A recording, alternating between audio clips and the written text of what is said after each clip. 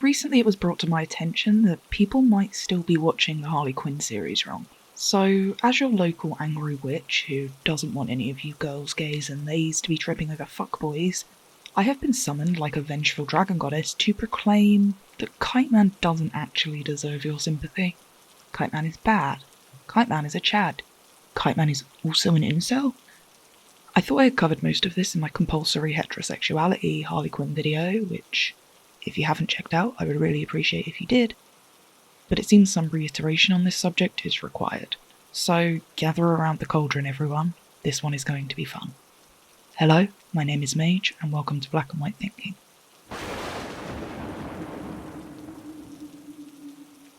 So, getting this out of the way, yes, I enjoy Harley and Ivy's relationship, and naturally, I prefer them as a couple over Kiteman and Ivy. However, I would like to make it clear as day that Kiteman is bad because of how he acts and not because, Harley and Ivy are a perfect OTP. Even though, Harley and Ivy are perfect. This is not a comparison of Harley and Kiteman as collectors of the Ivy trophy. However, a lot of people out here are acting like Chuck the Kite is Matthew Good in Imagine Me and You, and he just isn't. And so again, I want everyone to know that I wouldn't be making this video if Kiteman was just a nice guy. He isn't a nice guy. He is nice guy TM from the first moment we are introduced to him. Kiteman treats women like garbage, and he is a terrible boyfriend. Most importantly, it's kind of the point. You are not supposed to really like Kiteman, and you are definitely never supposed to consider him and Ivy as a viable couple. However, people do apparently. I've seen it on Twitter and Tumblr, I've seen it in the comments on my other Harley Quinn animated videos. And well, this particular comment pissed me off because no one will ever do better than Ivy. Ivy is as good as it gets. So yeah, let's talk about why Kiteman is terrible. But first, I want to explain why Kiteman being terrible is actually okay, because that's how storytelling works. Let's do this. Part 1. Literary Devices 101. Literary devices are elements and structures employed by writers when creating a piece of text, and literary devices, to any competent writer, are a crutch that you don't shy away from leaning on. Tools that become as secondary as the pen you use to write your work with. Devices such as tropes, mimics, metaphors, foreshadowing, parallels, etc. are used because they work and help stories function coherently. And the Harley Quinn animated series, again, like I mentioned in my previous video, is really good at this kind of formulaic storytelling, and I mean that entirely as a compliment. Again, literary tools are only bad when used by bad writers. This show is a big fan of using literary foils, and often uses one thing to contrast another, one character to contrast another, to push forward or explain its narratives and themes.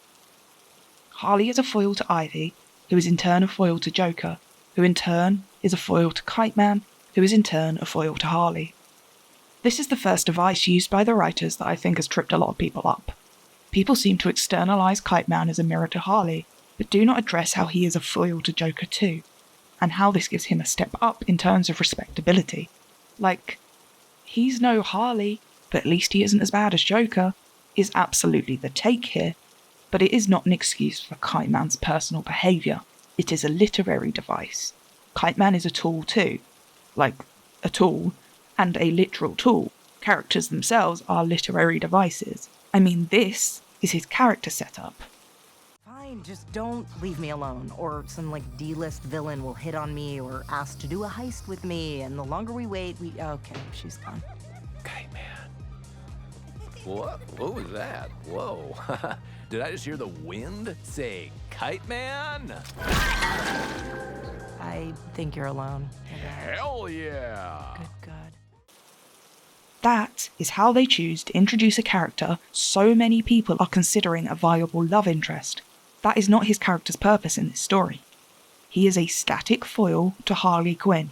The writers literally chose Kiteman, one of the most ridiculous characters in the whole DC universe, specifically so you wouldn't relate to him. This show is called the Harley Quinn animated series, so it's a pretty safe assumption that Harley's narrative is the most important one in the show. I don't think anyone would argue with that, which means that Kiteman does not exist as a protagonist in his own right. He's not even a secondary character, and he wasn't created to keep Ivy occupied while Harley is doing something. He is a hurdle that the main character must overcome in her narrative. He serves Harley's story, and exists because of her. This is not any DC show. This is not the Harley and the Gang show. It is the Harley Quinn show. This is Harley's story, and who Harley considers important is important. This is not a Gotham show, not a Batman show, not a Kite Man show. And thank the gods, because the Kite Man show would be terrible. His perspective is benign, his story has been told 1,000 times. Anyone focusing time on whether or not he deserves sympathy needs to acknowledge that they are misunderstanding the story they are consuming, or they need to reflect on the fact that in a show about a mentally ill Jewish bisexual woman learning how to reclaim her life after an abusive relationship, you want to see her take up any screen time. There are literally 1,000 DC animations that you can watch if that's your thing. Arrow and Flash are right there. Even if Kite Man was a good guy, it would still be pointless to defend him, because he is the romantic equivalent of a damn red shirt. And anyway, he isn't a good guy, and we're going to talk about. Part 2. Kite Man's behaviour and subsequent treatment of Ivy.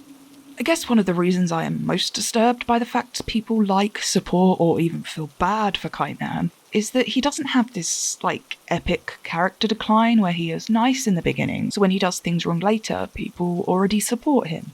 Or he's this, genuinely good man who gets caught up in the wrong things.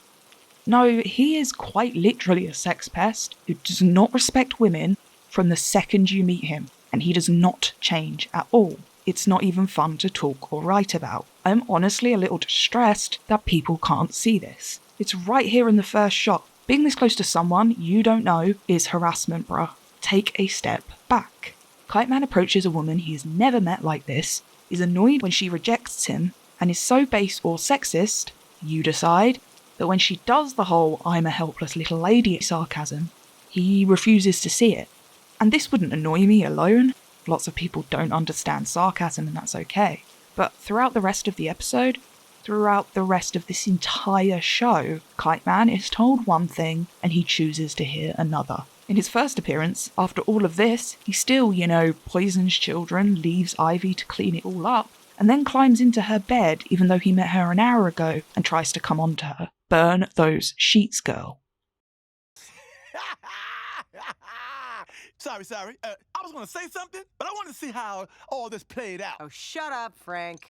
This is not about Kite Man being dense. This goes well beyond that, and it's pretty obvious when he apologises for being a pervert at the end of the episode, and then ignores Ivy's wishes and continues to be a dense pervert for the rest of the show. Kite Man is egotistical, and women suffer for it, and so is the biggest issue with the lanky cucumber here. Kite Man does not understand consent. Kite Man got big date rape vibes. This fact alone should be enough to call curtains on his character redemption. Not even Joker is made to seem this ignorant to his own flaws, and he is literally a physical abuser. These are all clues from the writers on how to read Kite Man's character, and they are not good. The writers continue this motif of Kite Man not knowing how to take a hint when we learn that Ivy has been sleeping with Kite Man and keeping it a secret. She literally just wants sex, and Kite Man refuses to accept this. When she is uncomfortable about being seen on a date with him, he takes it as a sole reflection of her, and never once considers his own behaviour, and then he basically throws a strop so hard about the fact that she doesn't want to be his girlfriend that she eventually gives in, because he is miserable and so is she. And this scene is paralleled later on with their proposal. The writers again attempting to show you that Kite Man and Ivy are bad for each other, how he is desperate and whiny and incessant, and how she gives in because she is sad and alone. Their relationship starts with her not wanting to be with him like that, him crying in a Cheetos-covered dressing gown about it, and then her internalising his sadness as her own and giving in. I'll talk more about Ivy's point of view later, but you can't forget it either. Then their proposal is exactly the same. He pushes and pushes and pushes until she is backed into a corner. Kite Man is shown again and again to ignore the wants and needs of the person he claims to love so he can get what he wants, whether it be getting into her bed in the first place, or a stupid wedding venue, or showing her off to his parents, or having Harley kicked out of the wedding. Kite Man begs, he cries, and eventually Ivy comes running. This is not romantic. Kite Man doesn't want a wife, he wants a mother he can sleep with. One of the most on-the-nose examples of Kite Man not caring enough about Ivy to respect her wishes is when he thinks she is dead. He specifically calls her his fiancée, even though she literally turned him down 5 minutes before she died. You, sir, have no manners. Kiteman's lack of caring about consent and or what his partner could want is born from the fact that he is inherently selfish. At least this Kiteman here in this show is written that way. And this selfishness leaks into his behaviour in so many other ways, and has a distinct impact not only his relationship with Ivy, but with the person Ivy seems to become the longer she spends in his presence. Everything in their relationship, physically and emotionally, is about placating Kiteman, and this goes so far as to raise Ivy from her own relationship.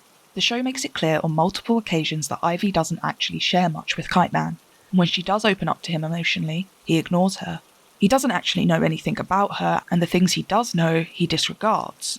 A perfect example of this is Ivy's engagement ring. Ignoring the fact that Ivy never wanted to get married in the first place, this engagement ring is one that Ivy, and Harley too, thinks is far too whimsical, but Kiteman convinces himself that she will adore.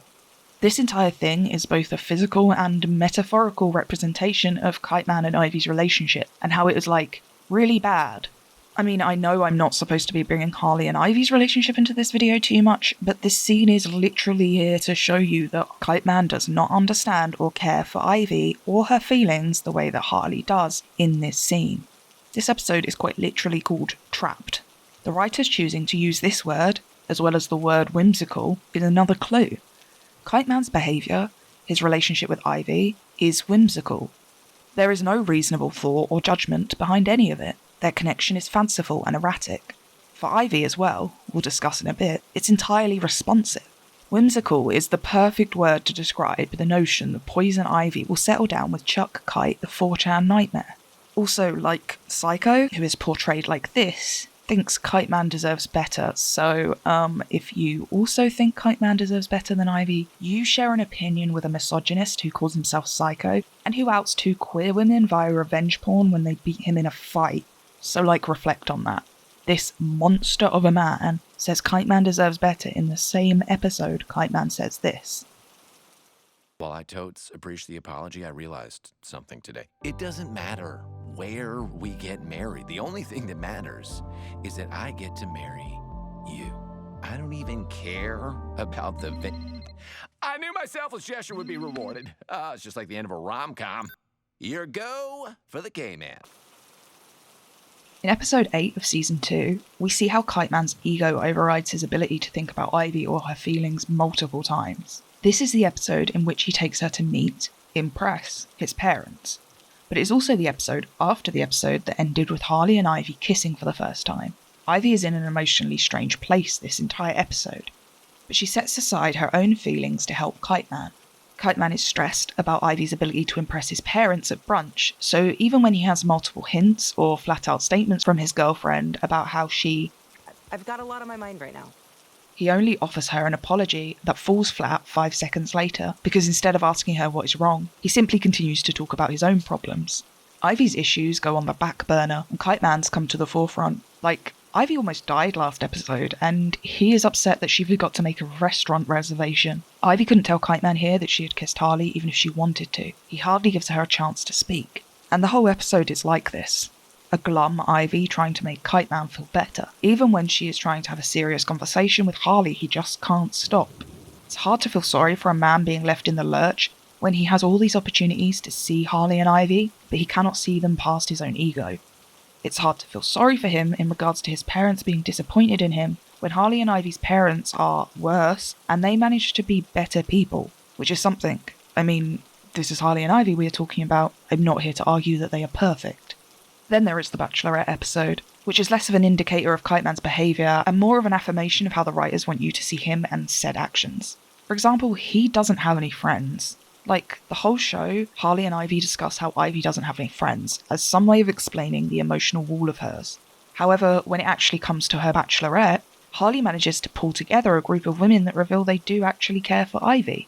Then the writers juxtaposition this with Kiteman enjoying his Bachelorette party, and he does actually have no friends. Only Harley's friends in King and Clay, and a sentient plant man that lives in his girlfriend's apartment. If this isn't an indication from the writers of how Ivy is actually a personable human being, and much kinder than people think, and Kiteman is a loner who clings to anything he can because he hasn't figured out that the reason he is alone is because he is selfish, then I don't know what is. The clues are there the whole time. Oh, and then there is this whole scene, which I'll just let play and speak for itself.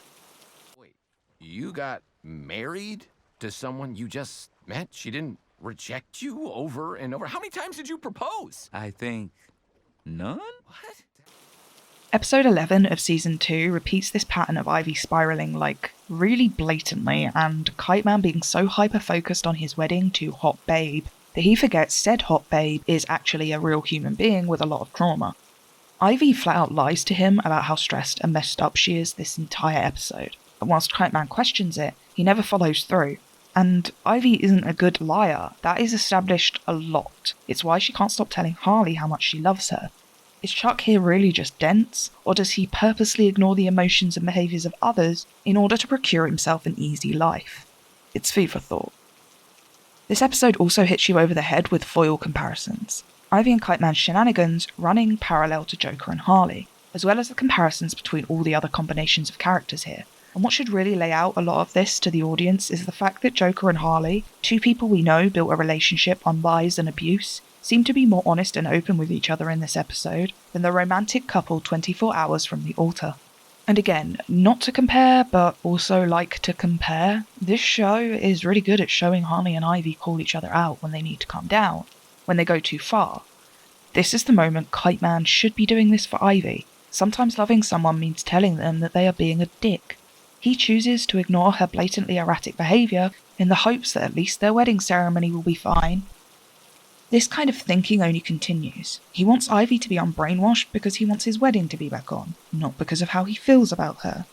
He chooses to ignore obvious signals and words from Harley because he wants to have a nice wedding, and when at the end of the episode his girlfriend is the victim of a violent sex crime, he is more interested on whether or not it counts as cheating and kicking out the only family she has from her wedding than asking her if she is okay. He doesn't care that Harley and Ivy's sex life was just projected to the entire city. He only cares that it embarrassed him, because he is now the beta cuck.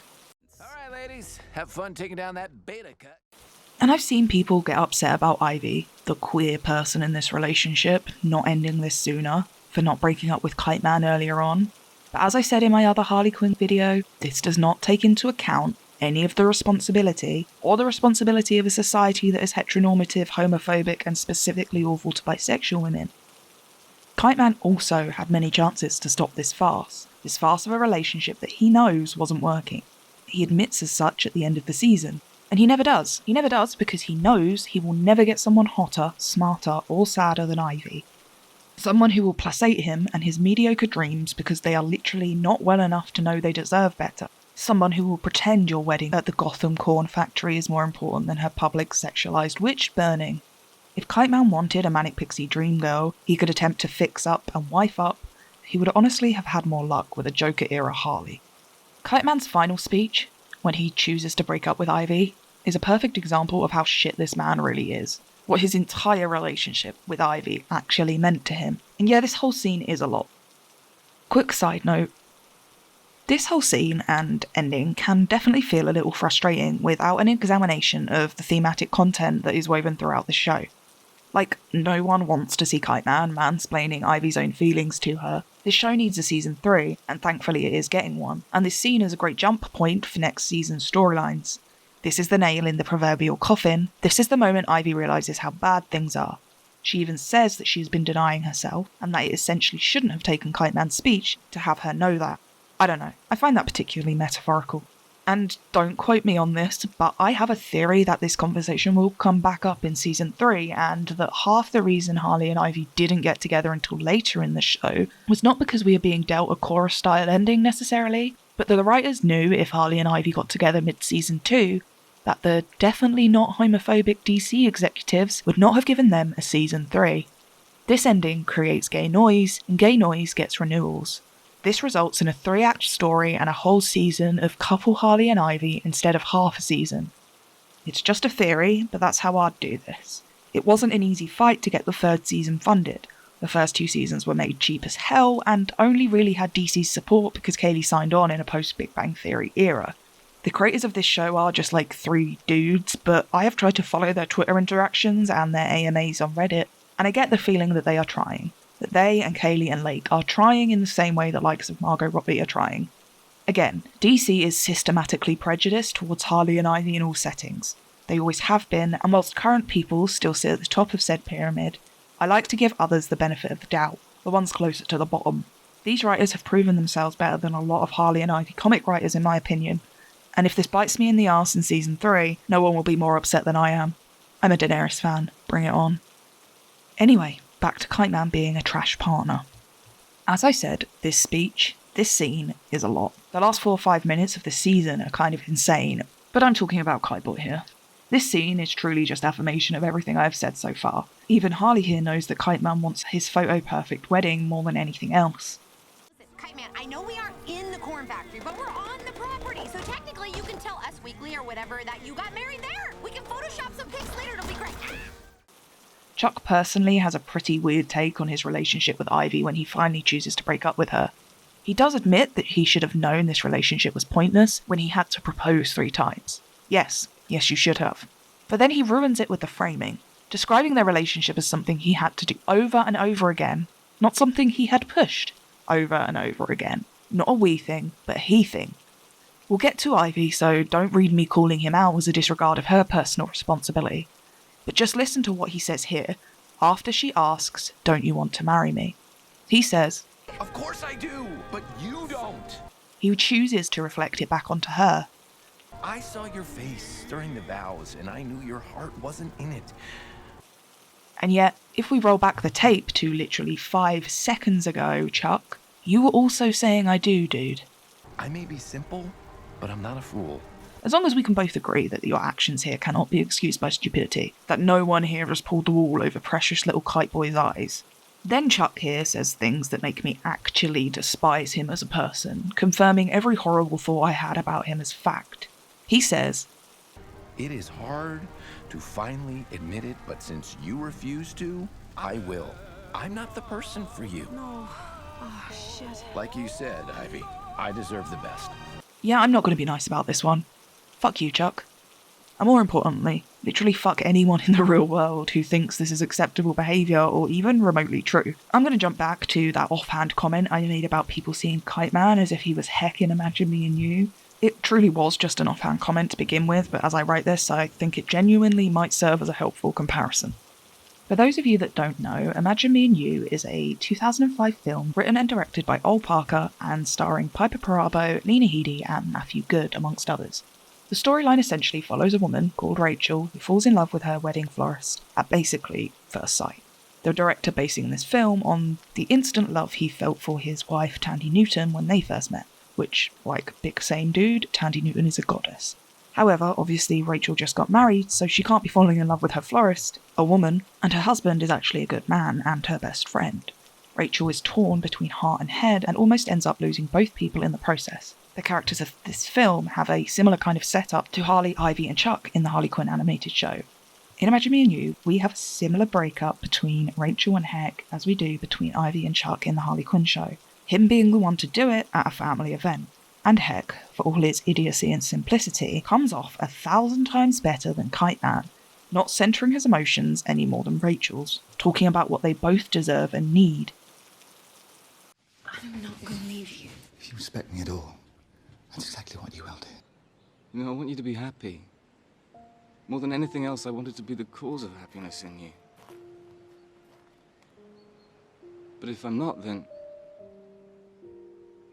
I can't stand in the way. Do you see?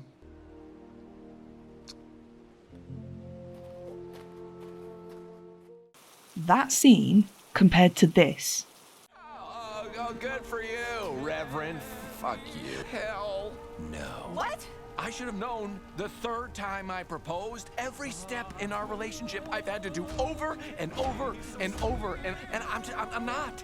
After all of this, I'm not redoing my wedding. Don't you want to marry me? Of course I do, but you don't. should make anyone see that there are reasonable emotional responses to these situations. And then there are egotistical, borderline abusive responses that blame one party only. This line, You know, I want you to be happy. Oh, I just want you guys to be happy! versus this line, Like you said, Ivy, I deserve the best. is a perfect example of how you are definitely allowed to be upset if your girlfriend is figuring out her bisexuality and leaves you for a woman, but you are not allowed to blame her solely like she is a whipping post for your dick. It's nasty. Especially, and yeah, here comes the social justice warrior stuff again, so strap in, when you are the privileged party in this situation. Especially when all that is going to change for you are your feelings when the woman you were going to marry will be exposed in ways that you, as a straight white man, could never comprehend. I mean, Kiteman cares so little about Ivy's sexuality that he didn't even register this as bad for anyone but him. That's fucking dangerous. And I'm telling you, specifically young bi girls that might be watching this, that whilst you need to be careful discussing your sexuality with your partner, you are also at risk if you don't. Finding someone that is willing to understand that your queerness is not eradicated when you date any particular gender is a safety issue. Bisexual girls should be protected by any cis-het boy they date from biphobia. He should never be the cause of it. And no offence, Hansy McHands over here is one day away from asking Harley and Ivy for a threesome. Also, hand? Sorry. The things he says here reek of someone that sees Ivy's attraction to Harley as a betrayal, as an issue of trust, and no matter how that is framed, that's biphobic. Part 3. Ivy's treatment of Kiteman, and the audience's treatment of Ivy. So when I planned this video, I had no real plan to add a section about Ivy. It was a Kiteman video, and I thought pointing out his crappy behaviour would be enough to convince people that any attention paid on him was a waste of time. However, I'm well aware that the problem here is more misogynistic and biphobic than that. People purposely misrepresent and refuse to empathise with Ivy, as well as ignoring Kiteman's actions. Both of those things can be true, and yeah, this post really annoyed me. So I'm going to talk about Ivy. Ivy is a character that exists outside of Kiteman. Like I said, he does not exist outside of her narrative within the Harley Quinn show, but she actually does. As Kiteman serves as a static foil to Harley, Ivy is an active foil to Joker, Joker being static to her. Harley and Ivy both dramatically change over the course of the series. Joker does not change how he treats or feels about Harley though, in the same way that Kiteman does not change how he treats or feels about Ivy.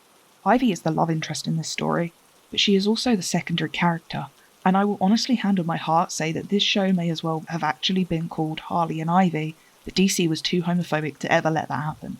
She is the Scully to Harley's Mulder and deserves just as much respect from the audience. She definitely deserves more respect and empathy than Kiteman the cardboard cutout.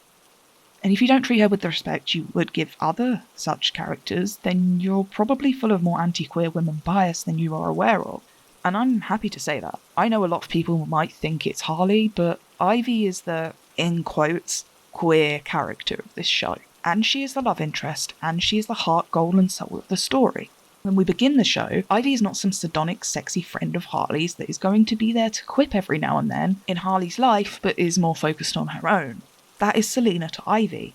She is not single and fucking ready to mingle. Ivy is blatantly into Harley from the moment this show starts, and that is why Kiteman cannot be seen as anything other than the plot obstacle he is. Ivy and Harley was always going to happen, and Kiteman was always going to get in the way. I mean, the story tells us this from the get-go, but it's also well known at this point. These 2 seasons of this show were written together as one whole arc. If you consider Kiteman a viable character with an arc worthy of following and a romance worth supporting, then you may as well support Harley and Joker. It's just as damaging, and that is literally the point of this story. This is a queer story about what it's like to conquer your queer demons when you have been abused your entire life, and how you now have no respect because of it. Again, it is not a superhero versus villain show. It is a queer love story that happens to be about 2 female anti-heroes. It is not Ivy's fault that this leech decided to attach to her while she was going through a literal crisis. You attach yourself to someone, tooth and claw, don't be surprised when they rip your blood-sucking ass off and throw you into the dirt. Ivy is vulnerable, and to quote myself in that other video, Kiteman smells that vulnerability from a mile away. He enjoys it. He wants a woman who will both placate him and will remain placated to his own actions. He is predator, she is prey. And Ivy might be cool and aloof and hot, but it is an act, and the show tells you that over and over and over again. Ivy tells you that. She is literally not equipped for this kind of come-on, especially when her fear of being queer is so easily hidden beneath it. Ivy is bisexual, but she is not out, and definitely not out to Kiteman, and she specifically uses her relationship with Kiteman to hide her feelings for Harley. This is not love because there is no respect here. This is all the big realisation that Harley has in 204, which is why in the big episode about Harley beginning to understand epic love, Ivy and Kiteman's relationship is played off as a literal joke in comparison to the Freezes. Kiteman is literally just Ivy's beard. Her chance to escape the damnation of being gay even though she fucking is, because being gay is terrifying sometimes. Being bisexual can be extra terrifying because monogamous culture does not always leave bisexuals room to express a lot of their feelings without being labelled sluts, cheats or bikes. Maybe Kite Man wouldn't have to be so sad about his failed relationship with the most awesome woman alive if he had reduced his ego enough to see her as a human being, if he hadn't forced himself on a queer woman going through a whole time. Ivy never hides how she feels for Harley. She physically can't, and if Kite Man had paid even the slightest bit of attention to the actual words that come out of Ivy's mouth, he would have seen that from the literal moment they meet. In literary terms, Ivy's goal is constantly changing. Her physical wants move around. In episode 1, it's to keep Harley away from Joker. Well, for most of the first season, that is her goal. And by the end of season 2, her goal is to marry Kite Man. Ivy's character motivation and fears never change, however. In episode 1 of season 1, she wants to get Joker away from Harley because she loves Harley, and her fear is the uncovering of this love. And then all the way in season 2, episode 13, the finale, she wants to marry Kite Man because she is in love with Harley and is terrified of anyone finding out. To ignore her fears and motivations, to take this, and I hate to use the phrase, gay panic away from Ivy, to refuse to acknowledge any of this is just biphobic. It raises her sensibilities and experiences as a bisexual woman from her own narrative, and the fact that people seem less likely to give Ivy's queerness the benefit of the doubt than Harley's reads to me as a little biphobic too. Whilst both characters are bisexual, Ivy's bisexuality is more blatant in the aesthetic and narrative. You know what? I do have an Indigo Girls poster that does need a wall. Harley is so damn BPD and hyper-focused that when she likes someone, she can only see them. She has to unlearn this obsessive behaviour throughout the show and understand it for the coping mechanism it is. This makes her more monogamous, let's say, less lucidious in her queerness, in her bisexuality, because she is never framed from jumping from one gender to the other. She wraps up one gender and then moves on. Harley is not scared of being queer because being queer is the least of her problems. Everyone thinks she is Joker's clown slut. Being seen as queer would actually do Harley optical favours. Ivy's queerness, being present from the beginning and then being smothered by Kite Man, is presented as more liminal. Ivy is presented as inherently less monosexual and a lot more scared of coming out. To respect Ivy less because of this is literally just biphobic. I promise you Kite Man is going to be fine. I mean, he even has a fixable relationship with his parents, which neither Harley or Ivy do, so cry harder, baby. I guess it simply still amazes me that people seem to want Kite Man to be happy, but they don't seem to want the same for Ivy. The old school misogyny there is just less than subtle. Ivy is arguably fucking miserable with Kite Man, and the more comfortable she gets with him, the less like herself she becomes. As I said before, you can see this when he pressures her to be his girlfriend. At the beginning of this episode, she is wearing this disguise because she doesn't want to be seen with him. Or like anyone, Kite Man, this isn't actually about you. And then he throws a strop and she gives in and becomes his girlfriend and removes the disguise. Then you see Ivy returning home to Harley and she has put her disguise half back on. This kind of on-screen imagery is there to show you how Ivy feels when she isn't saying it. Ivy doesn't wear a disguise with Harley. She wears plant palm pyjamas. And this situation is shown again and again and again. The relationship Ivy has with Kite Man is one built on reaction. Reaction to Harley, reaction to her fear of abandonment, reaction to protecting her pride. Ivy only dates Kite Man to fill a Harley-shaped hole in her life. She only chooses to marry him because he pushes her, because her feelings for Harley are at risk of exposure. She only digs her heels in about how nice he actually is when her friends are essentially mocking her for making a dumb decision. Ivy is lonely and solitary. She is brazen and guarded. Ivy is complicated and absolutely in love with Harley when this show starts. This fact shapes almost every single decision she makes in the show afterwards, and it is not until she stops making reactive decisions because she is in love with her best friend, and that fact terrifies her, that she finds any real peace. Ivy internalizes all this stuff, the guilt, the shame, the mocking, and it makes her feel weak and unprotected. This fear of abandonment is easily quenched by using a man that's so desperate to use you as a trophy that it literally takes someone blowing up your wedding for him to even consider the strength of your relationship, or whether you love him. Not even when you fuck your best friend does that convince him to break up with you, because he is so lesbophobic he doesn't see women as a threat. Ivy is only with Kite Man because she's convinced he'll never leave her. Ivy does try to be the adult here, so many times, but Kite Man is manipulative. He's good at making her feel guilty, and she has no way of saying no to him either without becoming the bad guy. without kicking a puppy, even though she is the metaphorical kicked puppy in this situation. He is so truly manipulative, and like I said earlier, it's kind of scary that people don't see it. If you ever find yourself near a guy like this, run in the other direction. This kind of relationship is oppressive, and Ivy buckles beneath the weight of it, shrinking to her smallest size and losing so much of herself as she does. Ivy is a damn feminist icon, known for taking no shit from men, not just in her other interpretations, but in this one too. It's what they mean when they talk about how Ivy used to be more like Selena.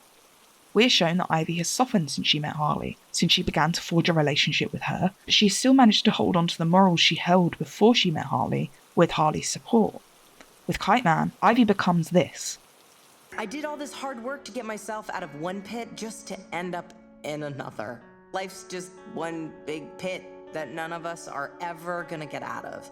One big fucking inescapable pit, and that is where we are stuck forever. She says pretty awful stuff about being queer. She thinks a slow cooker and impressing a man's parents is like fun now. She calls her best friend crazy, and she just literally isn't herself. Ivy doesn't want any of this, and yet she suffers it to make other people happy, and accidentally makes everyone miserable. This is a damn trauma reaction, the mind of a girl whose dad ridiculed and beat her, and the lack of respect and empathy for this fact from audience members, fellow queer people and women. It just sucks, man. Ivy deserves better. Ivy deserves better than Kiteman, but mostly she deserves more respect from the people who watch this damn show. Harley would literally lose the final pieces of her sanity and meta-slap some of you through the screen if she could hear the way you talk about her best girl. Someone who is ready to live their most miserable existence ever, one that they don't want and no one around them wants, just to facilitate an internal childhood need to be loved and protected, deserves some empathy. Not accusations of cheating, not snidey sexist remarks or bold biphobia. And I don't think anything will change my mind on this. I know so many Ivies. I've been Ivy. And if the world wants less Ivies, then it has to stop pressuring women to be things that they're not. Part 4. Final thoughts. Okay, so, yeah, in summary, I think Kiteman sucks. I believe that there is textual evidence for this being part of the storytelling process in the show. I think it's kind of homophobic to waste energy standing a piece of Teflon. I think people need to remember that this is Harley's story. I think people need to be more sympathetic to Pamela Isley. Most importantly though, I want everyone and anyone that watches this video to know that not only does Ivy deserve better than Kiteman, but so do we all. There is a lot less difference between this kind of guy and this kind of guy than they will have you think. And if you can take any message from the Harley Quinn animated series other than be gay, do crime, it should really be that reflecting on the kind of men we girls and gays have in our lives is important, to examine how the men we love and care for treat us, as well as how we are systematically treated by the patriarchal system. Sometimes we blind ourselves to rhetoric that we would shudder to hear from a friend's boyfriend or father or brother that we far too quickly accept from our own, to look that weird feminist paradox in the eye. Chuck is so painfully real for a man who dresses up like a damn kite. It's impressive writing, but it's also unsettling as hell. Kiteman sucks, and there are too many men still like him. Too many of the rest of us not cishet men who are still charmed out of seeing it. And at the end of the day, no matter the story, the reflected reality of that will always kind of terrify me.